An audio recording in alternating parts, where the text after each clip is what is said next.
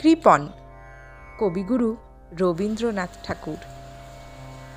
আমি ভিক্ষে করে ফিরিতেছিলেম গ্রামের পথে পথে।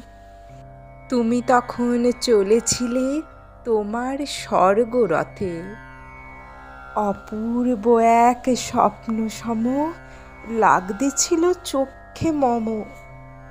কি বিচিত্র শোভা তোমার, কি বিচিত্র সাজ।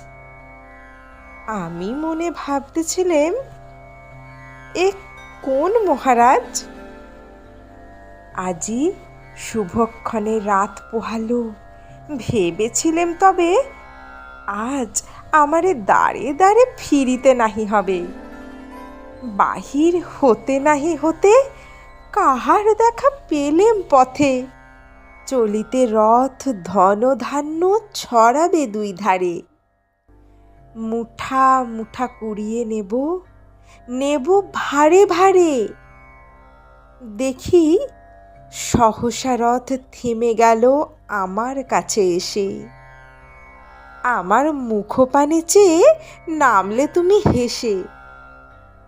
দেখে মুখের প্রসন্নতা জুড়িয়ে গেল সকল ব্যথা। হেনকালে কিসের লাগি তুমি অকস্মাৎ আমায় কিছু দাও গো বলে বাড়িয়ে দিলে হাত। মরি, এ কি কথা রাজাধিরাজ? আমায় দাও গো কিছু। শুনে ক্ষণকালের তরে রইনু মাথা নিচু। তোমার কি বা অভাব আছে ভিখারি ভিক্ষুকের কাছে? এ কেবল কৌতুকের বশে আমায় প্রবঞ্চনা। ঝুলি হতে দিলেম তুলে একটি ছোট কণা।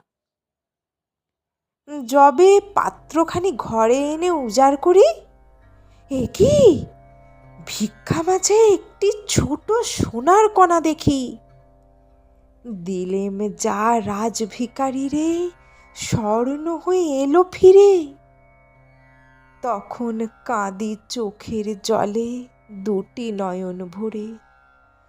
তোমায় কেন দিইনি আমার সকল শূন্য করে?